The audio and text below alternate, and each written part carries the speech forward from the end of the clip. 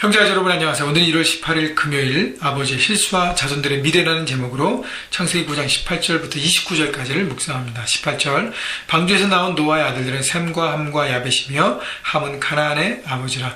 노아의 이 세 아들로부터 사람들이 온 땅에 퍼지니라.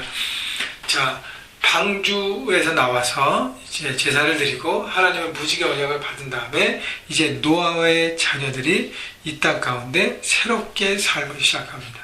여러분, 하나님께서 홍수의 심판으로 이 땅의 모든 것을 다 정리하셨어요. 그리고 새롭게 재창조를 하십니다.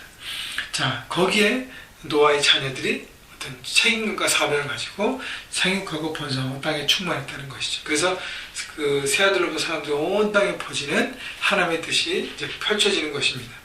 자, 그런데 문제가 뭐냐면 20절 노아가 농사를 시작하여 포도나무를 심었더니 포도주를 마시고 취하여 그 장막 안에서 벌과 벗은지라. 자, 노아가 농사를 시작했다는 것은 아담이 죄를 범하였을 때 하나님께서 에덴 동산에서 쫓아내시면서 땅에서 땀을 흘리면서 수고해야 먹을 수 있고 살아갈 수 있고 땅이 엉겅퀴를 내서 이렇게 추압을 잇는 어떤 노동의 고통과 아픔을 얘기해야 되는데, 여러분 그 홍수 심판 후에 땅이 얼마나 러프하겠어요. 예, 다 이제 새롭게 다 경작해야 되는데, 그래서 노아 안에 참 어려움이 있었을 것이에요. 근데 포도나무를 심고 포도의 열매를 받은 다음에 그것을 가지고 포도주를 만드는데 거기에 대한 컨트롤이 없었어요. 그러니까 노아가 포도주와 포도나무를 컨트롤하는 삶과 다스리는 삶을 살아야 되는데 포도주가 노아를 다스리게 돼서 노아가 취하였습니다. 그리고 장막 안에서 벌거벗었습니다. 이런 그런 수치와 큰 실수, 노아의 삶의 큰 오점을 드러낸 것이죠. 여러분, 어느 인간도요 완벽한 인간은 없습니다. 노아가 왜 무너졌을까? 홍수 심판이라는 정말 하나님의 대역사를 생각해 보십시오. 120년 동안 방주를 지었어요. 그리고 1년 넘는 시간 동안 홍수가 나서 하나님의 대역사를 경험했습니다. 자, 큰 놀라운 역사를 경험하고 난 다음에 하나님께서 뭐라 하세요? 무지개를 다시 주시면서 다시는 심판하지 않을 것이다. 홍수. 긴장이 풀린 것입니다. 이제 우리밖에 없다. 긴장이 풀렸어요. 그러다 보니까 영적인 분별력이 이렇게 민감하지 못하고 무뎌진 것입니다. 여러분, 고난과 훈련을 받을 때 그때 하나님 앞에 온전히 서려고 애를 쓰는 것도 굉장히 중요합니다. 근데 더 중요한 것은 똑같이 중요한 것은 내 삶에 아무 문제가 없을 때, 평안할 때, 그때 어떻게 해요? 악한 영의 유혹도 동일하게 있다는 것. 그래서 그때 넘어지기 또 쉽다는 것입니다. 그래서 여러분, 노아처럼 넘어지지 않고 날마다 경고한 하나님의 축복을 받는 사람으로 살아가기 위해서 날마다 근신하고 깨어야 될 필요가 있는 것이죠. 22절 23절 가나안의 아버지 함이 그의 아버지의 하체를 보고 밖으로 나가서 그의 두 형제에게 알림해. 자, 아버지의 실수에 대한 아들들의 반응과 태도가 한이하게 달랐습니다. 판이하게. 함은 아버지 하체를 보고 밖으로 나가서 그 두 형제에게 알렸다는 것은 아버지의 실수와 허물을 덮어주려고 하지 않았다는 거예요. 그걸 드러내고 가십거리를 하고 형제들에게 알리고 이렇게 잘못된 의도로 그것을 사용하고, 그리고 부모를 공경하는 부분들에 대해서 예의를 지키지 않았습니다.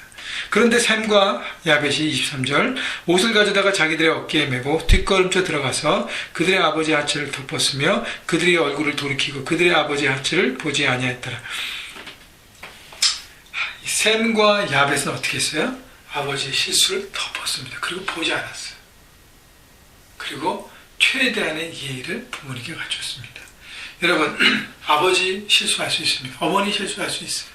우리가 존경하는 사람들이 실수할 수 있습니다. 그때에 그 실수를 덮으려 하고 중보하고 함께 그것을 품으려 하고 그리고 최대한의 예의를 갖춰서 존경하려고 하는 것, 그게 우리에게 겸손한 마음이에요.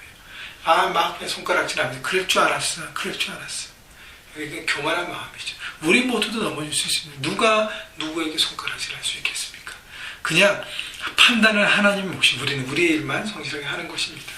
24절 노아가 술에 깨어 그의 작은 아들이 자기에게 행한 일을 알고 이에 이를 때 가나안은 저주를 받아 그의 형제 종들이 종이 되기를 원하노라 하고 함의 죄에 대한 대가인데, 좀 안타까운 것은 뭐냐면 아들의 죄에 대해서 노아의 어떤 저주가 참 안타까워. 다른 방법도 있을 텐데 노아가 술 취함을 통해서 영적인 어떤 그 분별력과 이런 부분들이 굉장히 낮아진 것 같아. 그래서 아들을 저주하는 어떤 그런 무분별한 선택과 어떤 결과를 낳았지 않을까라는 제 묵상인데요.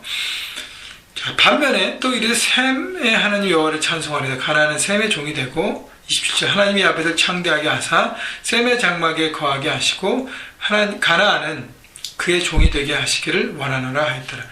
자, 그래서 가나안 함의 자손들은 셈과 야벳의 종이 되었고 셈과 야벳이 축복을 받았습니다.